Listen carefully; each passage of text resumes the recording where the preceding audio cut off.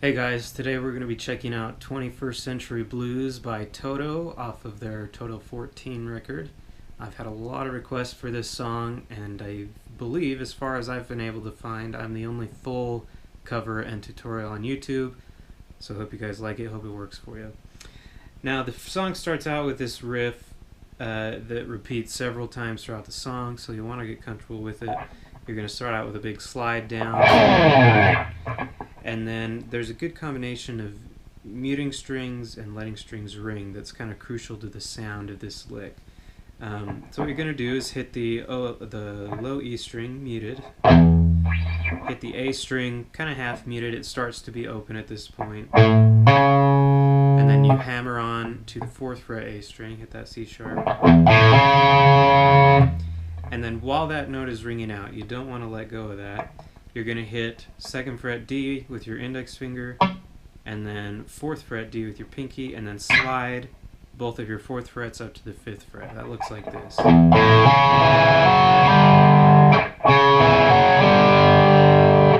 So you can hear both strings are ringing that whole time. That's the main part of the lick that's going to repeat the most. Now the second bit also happens quite a bit. Coming out of those notes, you're going to do a little back and forth between this F sharp on your D string and the open G.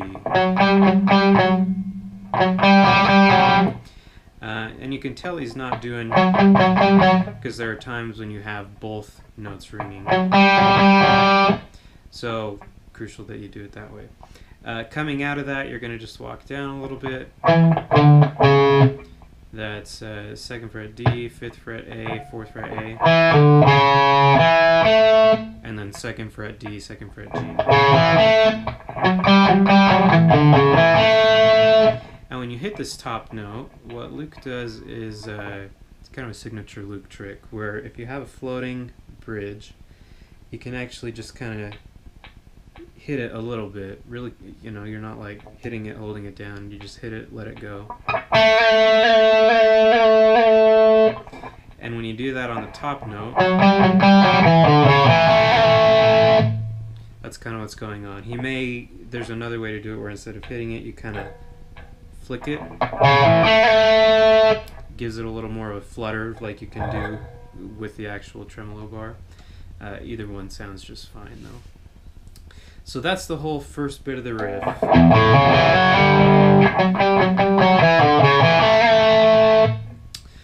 Second time you do that, you take it up halfway, and then there's this little figure here that's going to repeat in a varied way later. And so what it's going to be is 2nd fret G and B. I like to use my middle and ring finger because I like to put a little vibrato on, and it's hard to do that with my index finger. And also you'll want to pick this with your fingers instead of with the pick, so they sound at exactly the same time. And what you're going to do is hit them both and bend them, and then kill the notes at the top of the bend, release the bend, and then hit them again.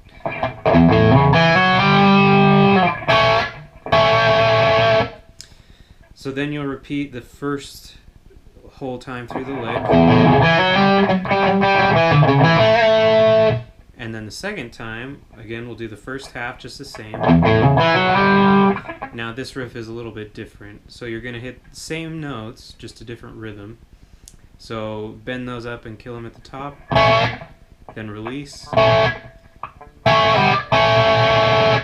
and then you're gonna, that's just to pull off to the open G and B.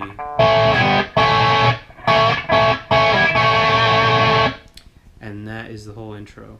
Now when we get into the verse, it's going to be exactly the same, just less of it. So you just do up to the slide, and then you hold that out. The second time, while you're holding that out, you're going to drop your 5th fret A string down to the 4th fret. It's really quiet, but it's a nice effect, little chord change there from kind of from the E dominant to the A dominant. Repeat it, just the simplified version, and then repeat with the note drop. Now the pre-chorus is pretty simple. It's just back and forth between a G7 shape and an F7 shape. So the shape is the same, you just change frets for the root. And that's going to be 3rd fret low E, 3rd fret D, and 4th fret G. Now he does come down onto that 4th fret G by the note above, a little suspension resolution. So that's 5th fret G down to 4th. And then just do that in time. And these are all sustained the whole time as well. Same thing on F. And then back to G. Now this time, while you're holding those, bar your pointer finger across, or at least grab the high E string. He's hitting that G on top of it. And then the last time you do the F, you don't hold it as long. Instead, you're going to go to a B, just the note B. Kind of start palm muted and let it open up. And that's going to be your pre-chorus. Now, I'll just say it now. The second pre-chorus, there's one thing different when you go down to the F for the first time.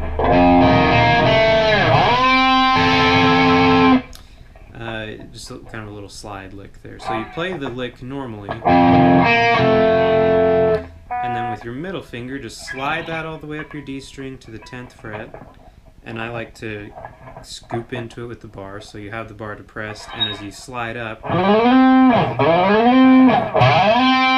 it just kind of exaggerates the slide sound. And then you're going to hit the 10th fret on your B.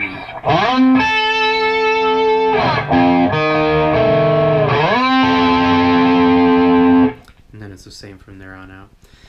Now the chorus, I'm not totally sure that I've got this exactly like what's on the record.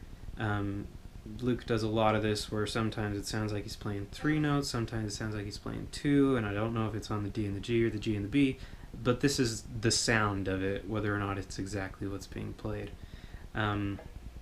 So we come out of that pre-chorus.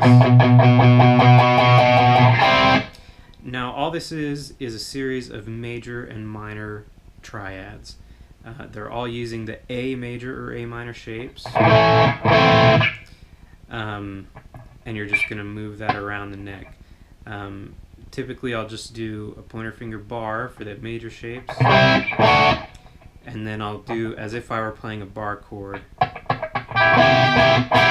for those minor shapes. So what it's going to be is C major, D major, E minor, F sharp minor, back to D. Hold that for a little bit, and then it's like a, and granted this is one time where I'll change fingerings to like an open A minor. You're going to do a B minor into C. So the whole thing.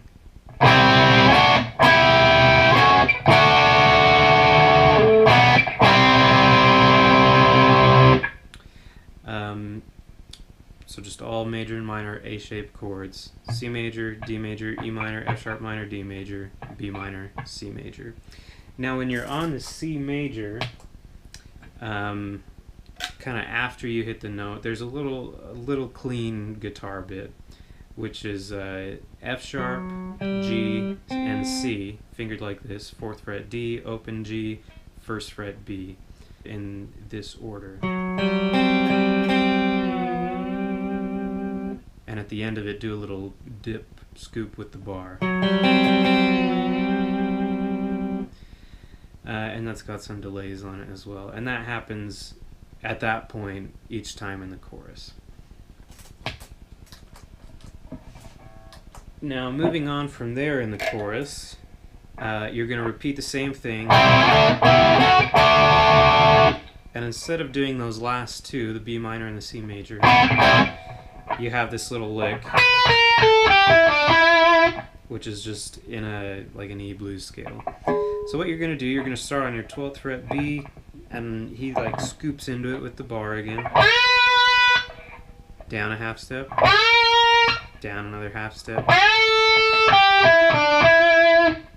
So, and then the ending is just 8th fret B, 9, 7, 9 on the G.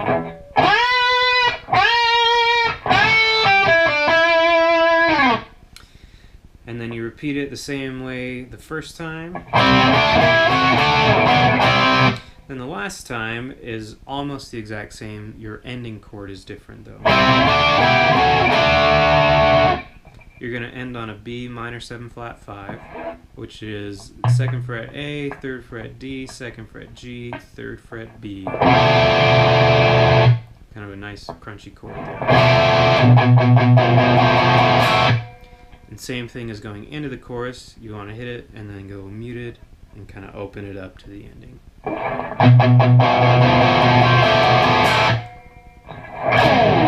And then you're back into your intro. Now, there's one thing different on the intro. You play it the same way as the first time first.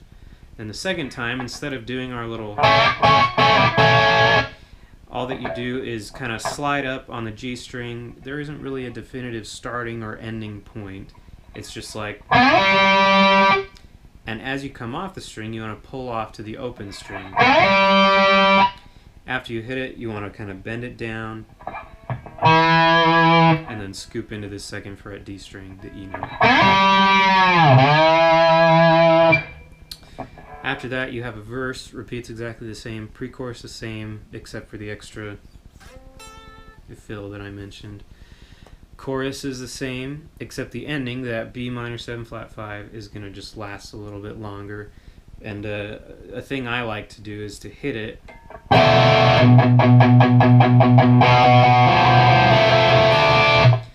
And then just do 3 notes, or three picks per note. And let them all ring out. Kind of just gives a building effect into the solo. So...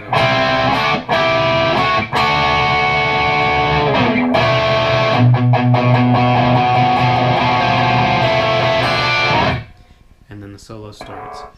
Now the chords for the solo, I'm not totally sure what they are, to be honest. There are no guitars, rhythm guitars during the solo, so you can just play lead and not worry about what's going on. But there's a lot of half-step motion going on. There is a full bass cover of this song on YouTube. You can look that up and find out where the roots are. I just didn't take the time to find out the actual chords. But you can kind of guess based on what the solo is doing. So, post-solo, we're back into the pre-chorus. It's going to be the same as the first pre-chorus. We have another chorus that's the exact same. And then we have the outro, which is similar to the intro, but in a different order. So you'll start out with your regular one.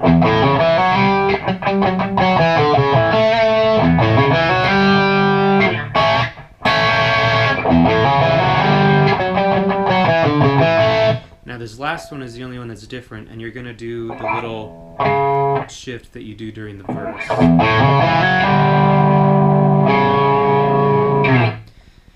And then the guitar lays out for a little bit while there's some sweet keyboard action, some more guitar fills. And then when it comes to the end, that figure comes back in again, but just the first half. And it only happens half as much, so you're just going to sit on that, let it ring, let it die for a lot longer. You do it 3 times, and you're at the end of the song. So stick around, and we'll look at the solo in the next video.